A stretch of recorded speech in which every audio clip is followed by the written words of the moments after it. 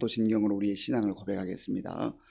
나는 전능하신 아버지 하나님 천지 창조주를 믿습니다. 나는 그의 유일하신 아들 우리 주 예수 그리스도를 믿습니다.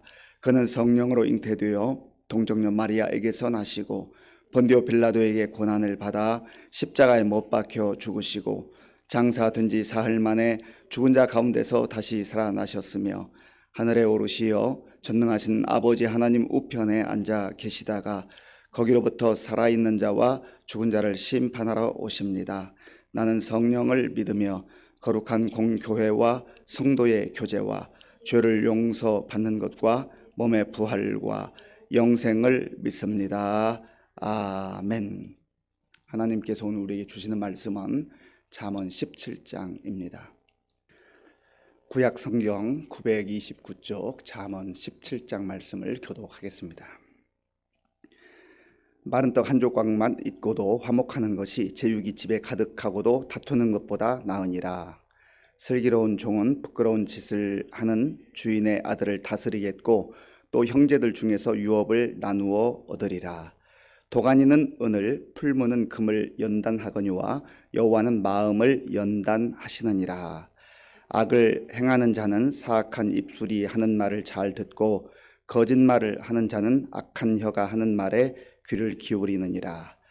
가난한 자를 조롱하는 자는 그를 지으신 주를 멸시하는 자요 사람의 재앙을 기뻐하는 자는 형벌을 면하지 못할 자니라. 손자는 노인의 면류관이요 아비는 자식의 영환이라. 지나친 말을 하는 것도 미련한 자에게 합당하지 아니하거든 하물며 거짓말을 하는 것이 존귀한 자에게 합당하겠느냐. 뇌물은 그 임자가 보기에 보석 같은즉 그가 어디로 향하든지 형통하게 하느니라. 허물을 덮어주는 자는 사랑을 구하는 자요 그것을 거듭 말하는 자는 친한 벗을 이간하는 자니라. 한마디 말로 총명한 자에게 충고하는 것이 매 백대로 미련한 자를 때리는 것보다 더욱 깊이 박히느니라. 악한 자는 반역만 힘쓰나니 그러므로 그에게 잔인한 사자가 보냄을 받으리라. 차라리 새끼 빼앗긴 암곰을 만날지언정 미련한 일을 행하는 미련한 자를 만나지 말 것이니라. 누구든지 악으로 선을 갚으면 악이 그 집을 떠나지 아니하리라. 다투는 시작은 둑에서 물이 새는 것 같은즉 싸움이 일어나기 전에 시비를 그칠 것이니라.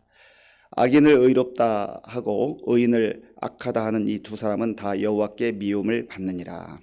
미련한 자는 무지하거늘 손에 값을 가지고 지혜를 사려함은 어찌민고. 친구는 사랑이 끊어지지 아니하고 형제는 위급한 때를 위하여 낳느니라. 지혜 없는 자는 남의 손을 잡고 그의 이웃 앞에서 보증이 되느니라. 다툼을 좋아하는 자는 죄가를 좋아하는 자요 자기 문을 높이는 자는 파괴를 구하는 자니라. 마음이 굽은 자는 복을 얻지 못하고 혀가 패역한 자는 재앙에 빠지느니라. 미련한 자를 낳는 자는 근심을 당하나니 미련한 자의 아비는 낙이 없느니라. 마음의 즐거움은 양약이라도 심령의 근심은 뼈를 마르게 하느니라. 악인은 사람의 품에서 뇌물을 받고 재판을 굽게 하느니라. 지혜는 명철한 자 앞에 있거늘 미련한 자는 눈을 땅끝에 두느니라. 미련한 아들은 그 아비의 근심이 되고 그 어미의 고통이 되느니라. 의인을 벌하는 것과 귀인을 정직하다고 때리는 것은 선하지 못하니라. 말을 아끼는 자는 지식이 있고 성품이 냉철한 자는 명철하니라. 미련한 자라도 잠잠하면 지혜로운 자로 여겨지고 그의 입술을 닫으면 슬기로운 자로 여겨지느니라. 아멘. 잠언은 곳곳에서 지혜로운 자와 어리석은 자, 지혜로운 자와 미련한 자에 대해서 말씀하고 있습니다. 우리 모두 지혜롭게 살기를 원하고 또 지혜로운 사람이 되기를 원합니다. 그렇다고 한다면 지혜의 근본인 여호와를 경외하는 것, 여호와를 경외하는 것이 지혜의 근본이라 했으니 하나님을 깊이 알아가고 하나님의 말씀을 귀담아 듣고 순종하는 것이 지혜의 시작이라 말할 수가 있습니다. 그런 의미에서 오늘도 우리가 하나님께서 주신 새날, 이 복된 날에 하나님의 말씀, 생명의 말씀을 듣고 또 하나님을 찬양하고 하나님께 우리의 마음을 드리며 시작할 수 있다고 하는 것이 얼마나 감사한 일이고 복된 일인지 알 수가 없습니다.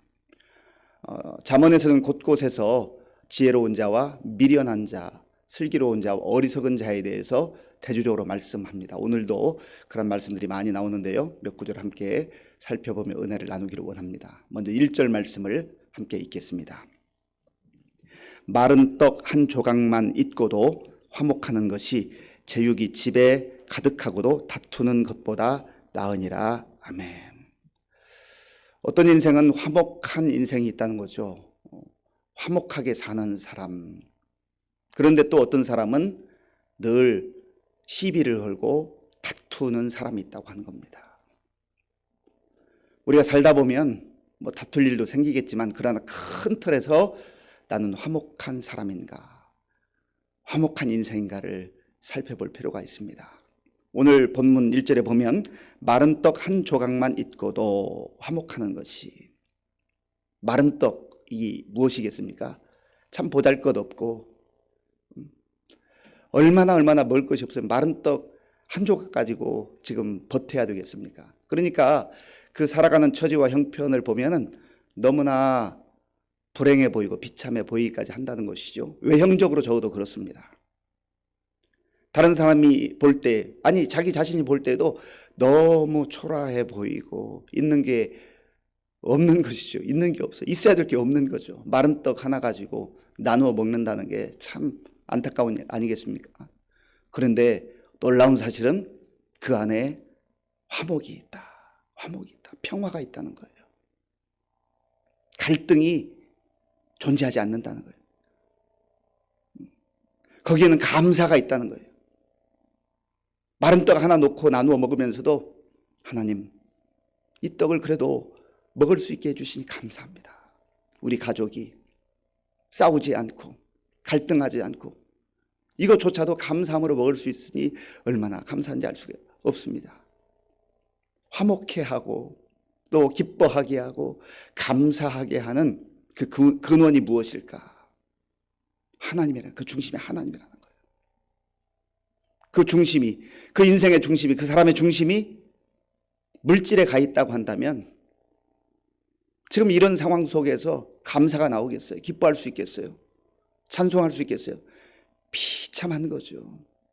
살맛이 나겠습니까? 그런데 마른 떡 하나밖에 없는데 보잘것없어 보이고 초라해 보이는데 웃고 산다는 거예요. 감사하며 산다는 거예요.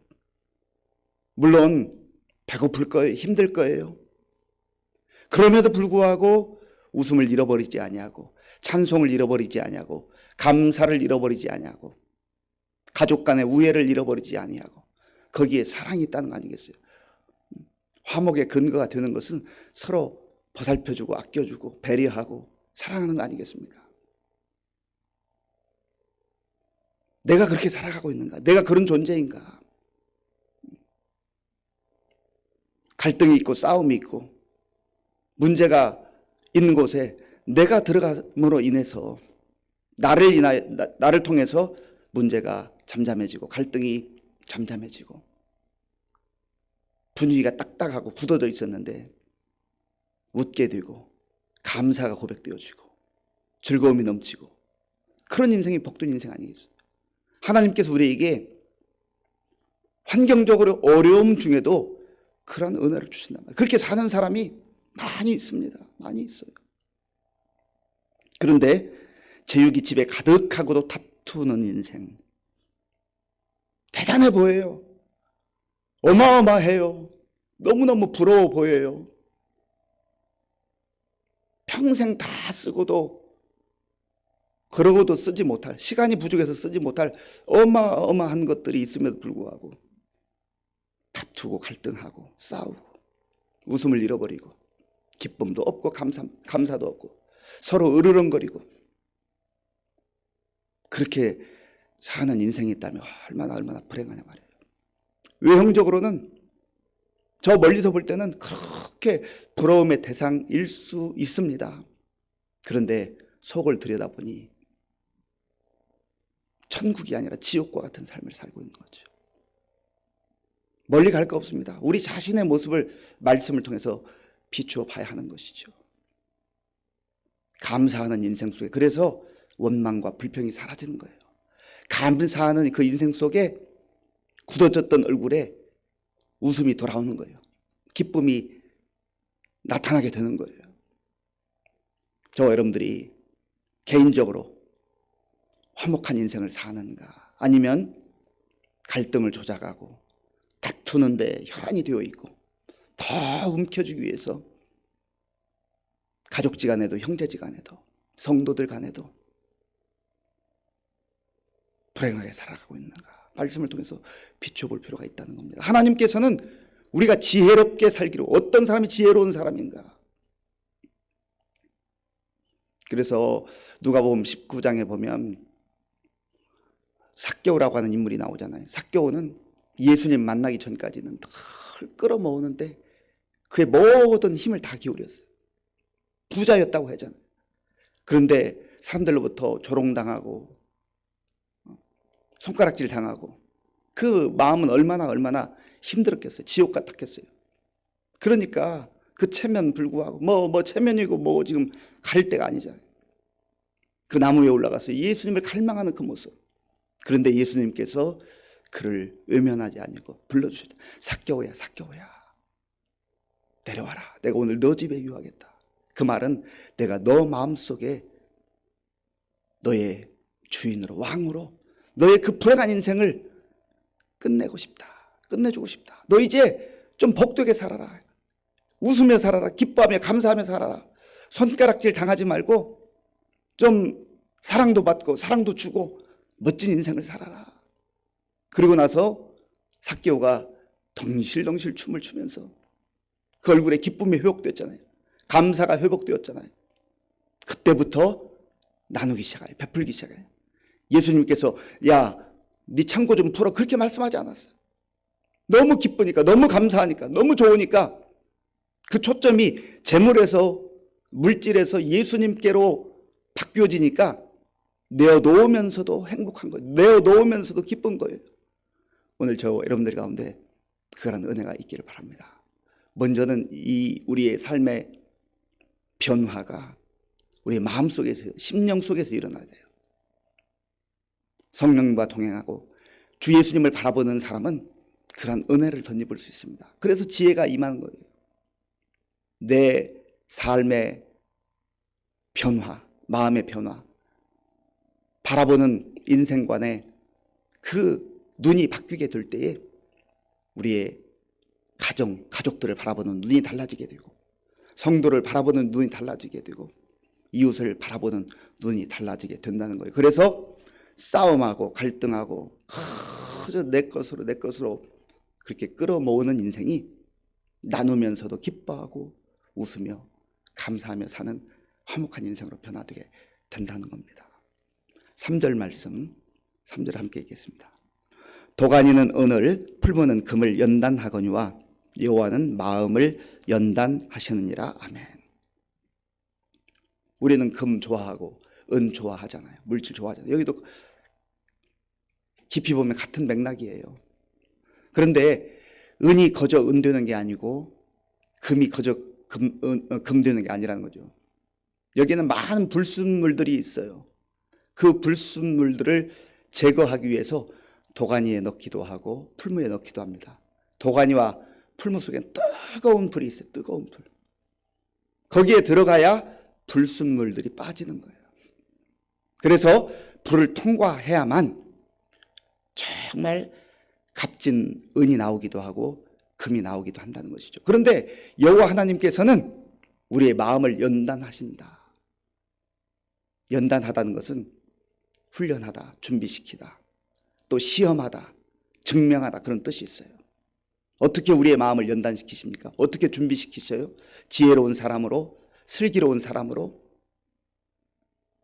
불을 통과하게 하시는, 불을 통과해야 불순물이 빠지는 거예요. 그래서 하나님께서 때때로 우리가 잘 이해하지 못하는, 우리가 가급적 통과하고 싶지 않은 그 시련, 고난도 통과하게 하시는 거예요. 가만히 돌아보면 시련과 역경과 고난을 통과할 땐 너무너무 힘들고 때로는 하나님을 원망하기도 하고 내가 무슨 잘못을 했습니까 하나님, 그렇게 항변하기도 하지만 지나와 보면 그 시련이 있었기 때문에, 그 고난과 역경이 있었기 때문에 우리가 사람 되는 거예요. 겸손해지는 거예요.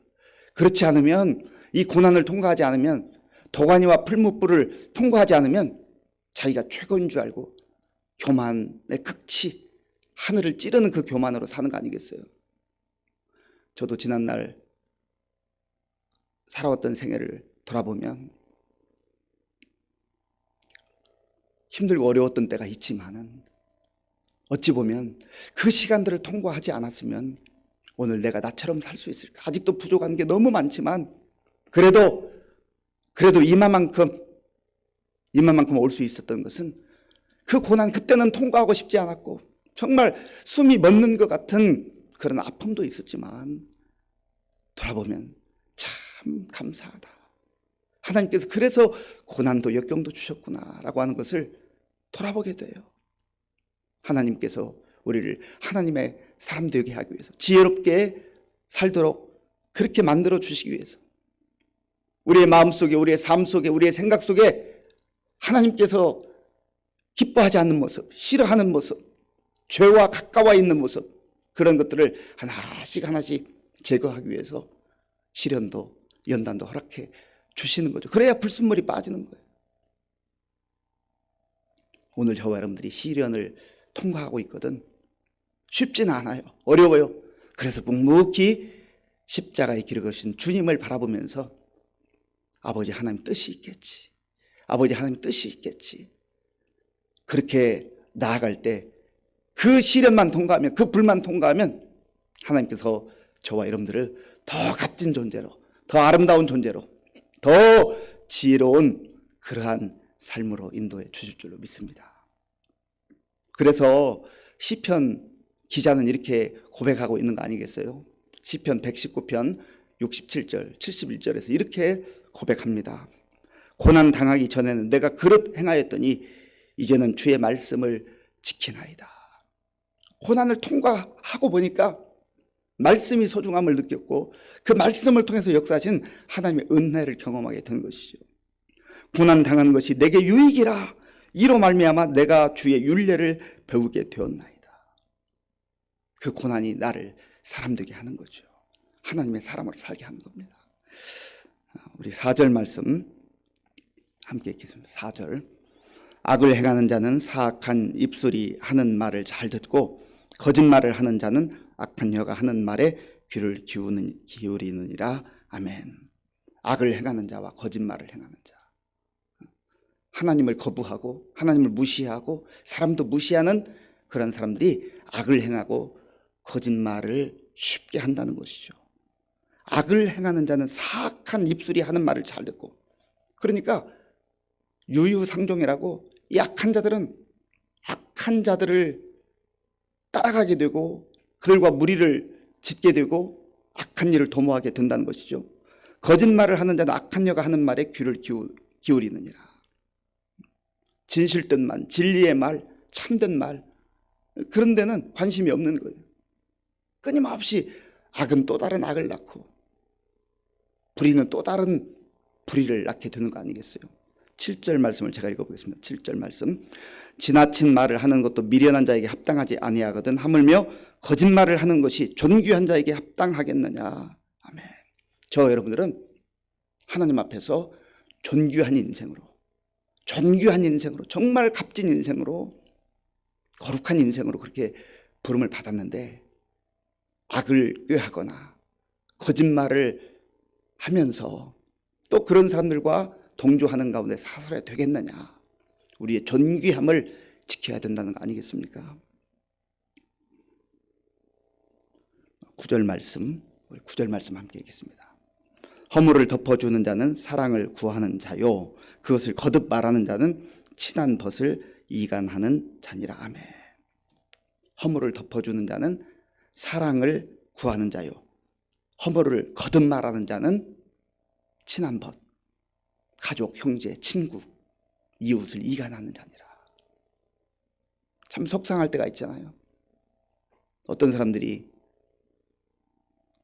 참 사이좋았던 가족들 간에, 형제들 간에, 성도들 간에, 이웃들 간에 들어와서 이 말 저 말을 퍼뜨림으로 말미암아서 관계들이 어긋나는 그런 경우도 있잖아요.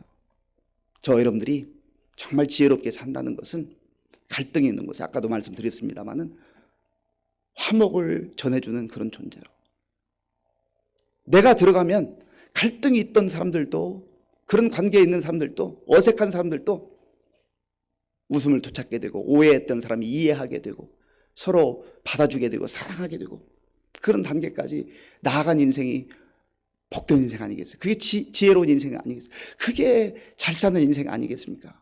우리는 잘 산다고 하는 것이 그저 많은 것 소유하고 좋은 환경 갖고 내가 하고 싶은 거 다 하고, 그게 잘 살거나 그게 복된 인생이 아니라는 거예요. 정말 복된 인생, 정말 잘 사는 인생은 바로 이런 인생이에요. 왜냐하면 하나님께서 독생자 예수님을 나를 위해서 보내주셔서 하나님과 우리 사이에 서먹서먹하고 어색하고, 아니 원수되었던 그 관계를 예수님의 십자가의 죽음을 통해서 화목케 하셨잖아요. 저 여러분들이 그러한 사랑의 사람들로, 관계가 어긋나 있는 그러한 사람들 틈에 들어가서 사랑의 귀한 끈으로 연결시켜주는 그런 인생을 산다면 얼마나 복된 인생이 되겠습니까? 오늘 우리에게 주신 말씀을 마음에 잘 간직하시고 순종하셔서 오늘 하루도 지혜로운 사람으로, 또 복된 사람으로 살아갈 수 있기를 간절히 바랍니다. 기도하겠습니다. 아버지 하나님, 감사합니다. 하나님께서는 오늘도 하나님의 자녀들이 지혜로운 사람으로, 슬기로운 사람으로 살기를 원하십니다. 그래서 오늘 말씀을 주셨사오니 우리 각자에게 주시는 말씀을 마음에 깊이 새기게 하시고 순종하는 가운데 우리 자신의 삶도 아름답고 풍성하며 또 존귀한 삶이 되게 하시고, 나를 통하여서 다른 사람들도 그러한 삶으로 변화되는 놀라운 역사를 경험케 하여 주시옵소서. 예수님의 이름으로 기도하옵나이다. 아멘. 주기도문으로 예배를 마치겠습니다. 하늘에 계신 우리 아버지, 아버지의 이름을 거룩하게 하시며 아버지의 나라가 오게 하시며 아버지의 뜻이 하늘에서와 같이 땅에서도 이루어지게 하소서. 오늘 우리에게 일용할 양식을 주시고 우리가 우리에게 잘못한 사람을 용서하여 준 것과 같이 우리 죄를 용서하여 주시고 우리를 시험에 빠지지 않게 하시고 악에서 구하소서. 나라와 권능과 영광이 영원히 아버지의 것입니다. 아멘. 오늘 우리는 화목한 인생을 사시겠습니까? 다투는 인생, 싸우는 인생, 갈등하는 인생을 살겠습니까? 주께서 화목하라 말씀하십니다. 또한 우리의 삶 속에 여러 가지 시련과 역경이 있어요. 불을 통과하는 것 같은 아픔이 있어요. 그 잘 통과하면, 힘들지만 잘 통과하면 우리는 정말 금과 같은, 은과 같은, 아니 그것과 비견할 수 없는 존귀한 인생으로, 값진 인생으로 그렇게 다시 변화되게 됩니다.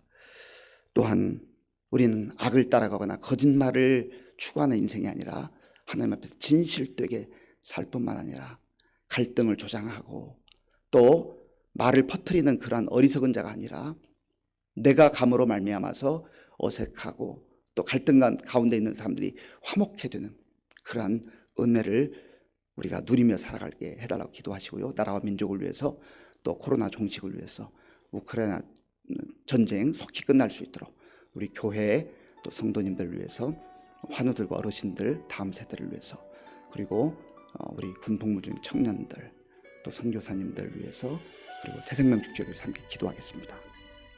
아버지 하나님 감사합니다. 하나님께서 오늘도 우리에게 참 복된 날 주셔서 이 첫 시간, 고요한 시간 먼저 우리의 마음과 정성을 다해서 하나님께 예배드리게 하시고 하나님 주신 말씀을 통해서 기도하게 하신 감사합니다. 하나님, 참 저희가 부족합니다.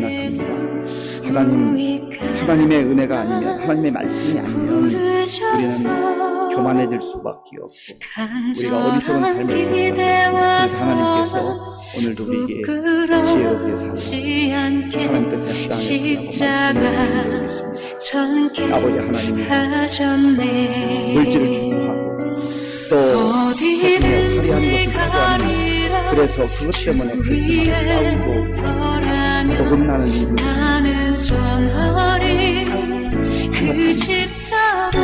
서로 기뻐하며 서로 웃으며 서로 감사하는 그런 삶을 살아갑니다. 성스럽고 아름다운 인생을 하나님 아버지가 이 땅을 정말 복된 사람, 감사된 사람을 하나님 그 영적 모습을 떠나서 우리의 마음속에 나오게 내리는 아버지 우리의 삶속에 많은 시련들과 역경도 있습니다. 아버지 때는 이해할 수 없는 당당하기 버거운 시련을 통과